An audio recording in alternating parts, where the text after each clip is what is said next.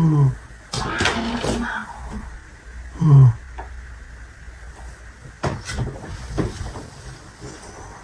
po? Pupunta tayo sa hospital. Wait. Hi guys! Welcome to my YouTube channel, Sam here. So, I am a Filipino nurse here in Germany. Magka 5 years na din po ako dito. Pero as of now, ay naka-maternity leave ako. Kasi waiting na lang ako sa paglabas ng baby ko. So, in my past few vlogs po, ay nag-share ako ng pregnancy journey ko dito sa Germany. Kasi alam naman natin na syempre may difference pa din yung pag-handle ng mga medical professionals sa pregnancy ng babae compare sa Philippines saka dito sa Germany. So, as first time ma'am, dito sa ibang bansa, syempre, ang dami kong tanong. Syempre, lagi medyo anxious ako.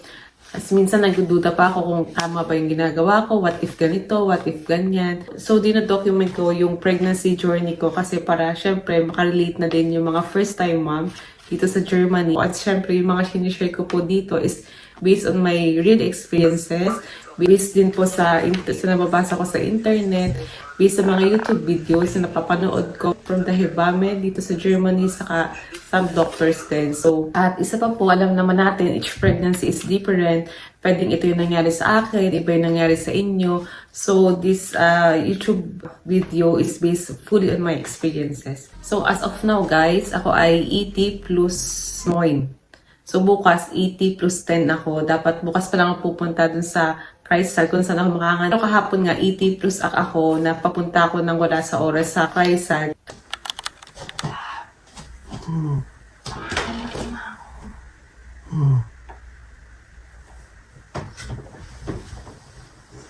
Ano po? Pupunta tayo sa hospital. Wait. Tubig. What? Sabi? Hindi lang. Paninip pa yun. Kasi hindi ako sure kung blast and sprung yung nangyari sa akin or ganz normal na discharge lang siya.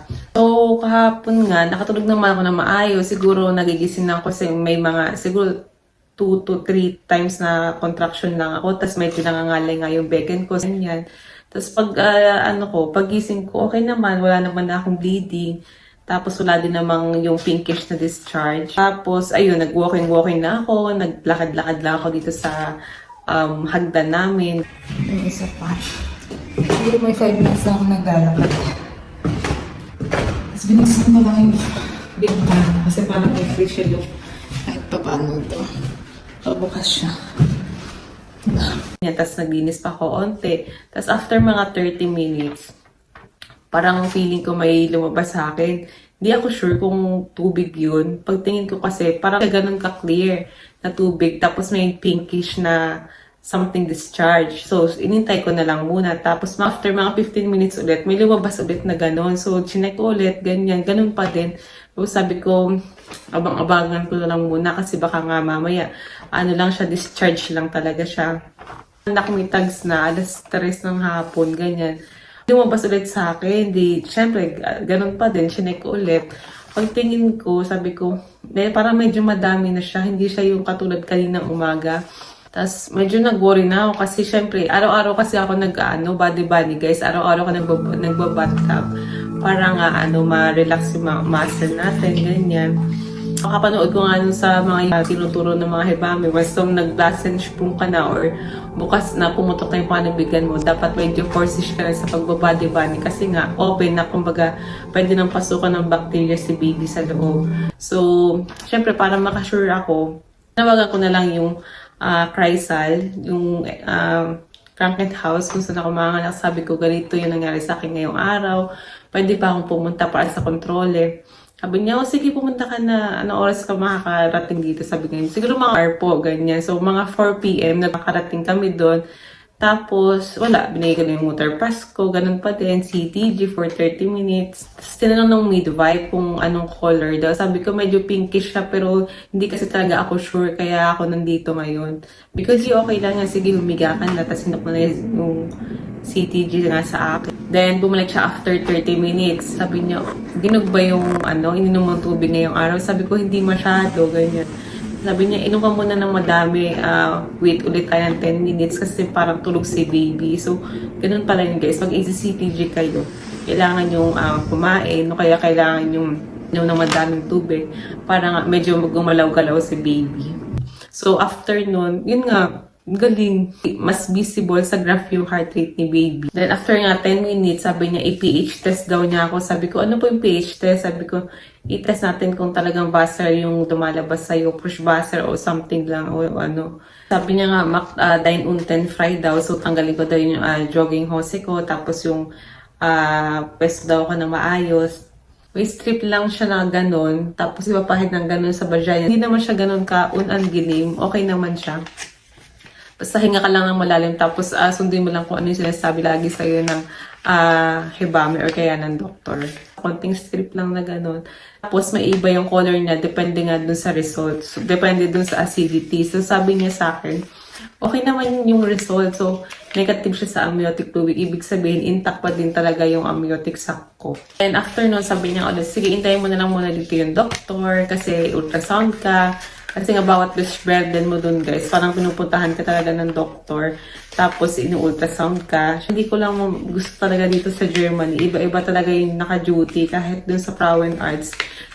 Kumbaga yung continuity of care ba, nawawala. Tapos history ka ulit, sasabihin mo ulit yung mga nangyari sa'yo, ng mga ganitong araw. Although nasa system naman yun. Pero syempre, hindi katulad niya sa atin. Sa experience ko dyan sa Pilipinas, sa hospital. Kasi nga, nagtrabaho din ako dyan. Kung sino yung Frauen Arts mo, nung unang check-up mo, siya din yung magpapaanak sa'yo. Unless na lang pala siguro nag-emergency, hindi ka mapaanak, i-endorse niya ng maayos. Hanggang sa dumating na yung doktor, nagpakilala siya, sabi niya, ilang weeks ka na, ano yung brush burden mo. Sabi niya, laut sa hebame, negative naman sa amniotic fluid, pero ultrasound na lang din natin. Tapos abdominal ultrasound, tapos yun, medyo history taking, tatanong kung may allergy ka ba, kung anong blood type mo. Then sabi ko dun sa naka-duty na doctor, pwede po ba nating itingnan ulit yung weigh ni baby? Kasi 1 week ago pa siya na-weigh. Sabi ko, oh, sige, walang problema. Kasi yun, nagpunta na kami sa room, punta na ako yung ultrasound. Plus, alam mo ba kung saan part yung placenta mo? Sabi ko, opo, nandito sa left side. Then, ayun, sabi niya, okay, ganz good, yung umbilical cord, okay, yung cough nandito, yung ruken nandito, as usual, yung may ng amniotic fluid is okay, ganz normal, ganyan. So, hindi na niya ako in-IE, hindi niya ako ibina-vaginal ultrasound kasi nga, okay naman doon sa abdominal ultrasound. Kasi nga, ayun nga ang best-friend ko kasi ng araw na to is Pragdish Blassensprung. Eh, na-best-katig na nga ng hebame na hindi naman Blassensprung yung nangyari sa akin. So, abdominal ultrasound na lang yung ginawa. After nun, diniscuss na nga niya sa amin yung result, ganyan. Sabi niya, medyo maliit daw si baby.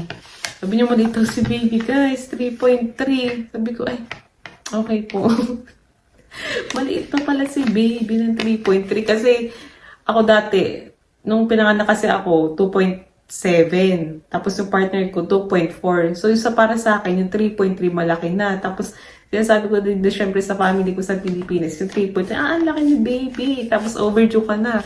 Pati ka pa magpa-CS, ganyan. Baka dumumi na yan, mga ganyan. So, medyo ako nape-pressure din ako pag nagsasabi sila ng gano'n. Pero syempre, alam kong concern lang naman sila. Normal lang naman yun. Pinapaliwanag ko na lang na ganito.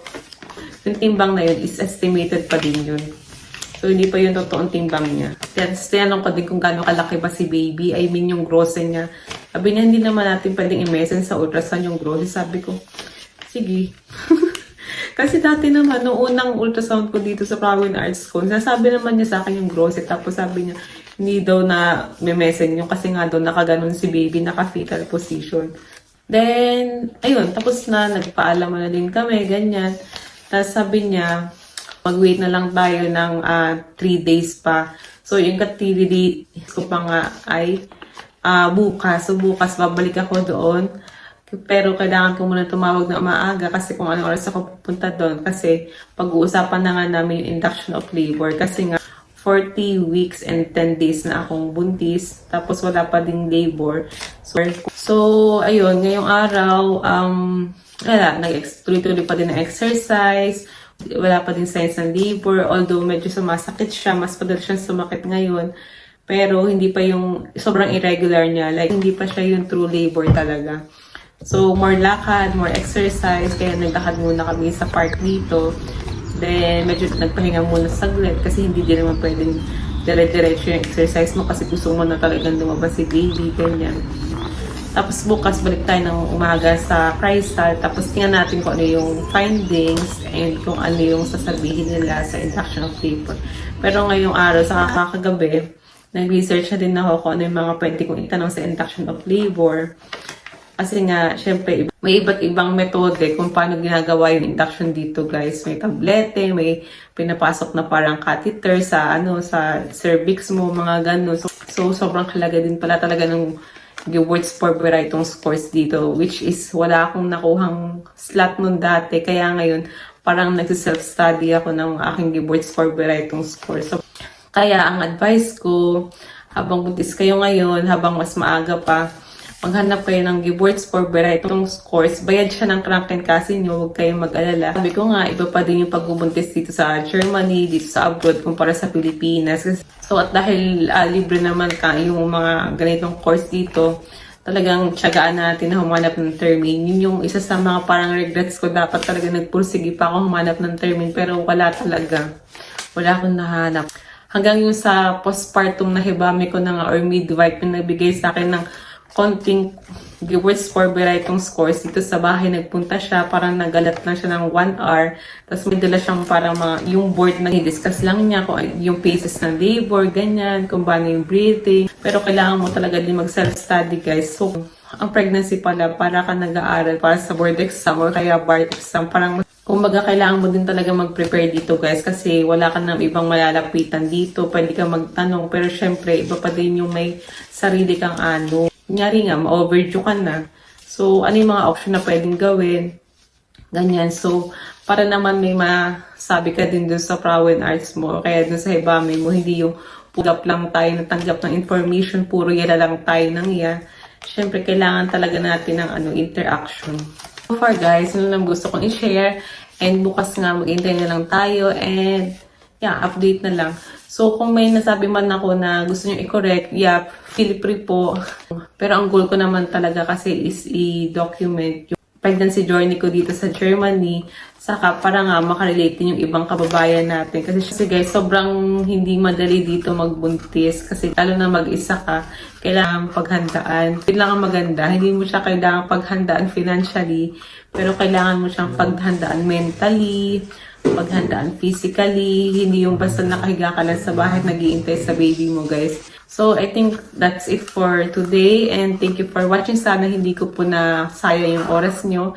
And kung may concern man kayo or kung gusto nyo makipagpalitan ng insights saka information, ilagay ko na lang po yung Instagram account ko and yun, feel free po. And guys, thank you for watching and see you in the next one. Cheers!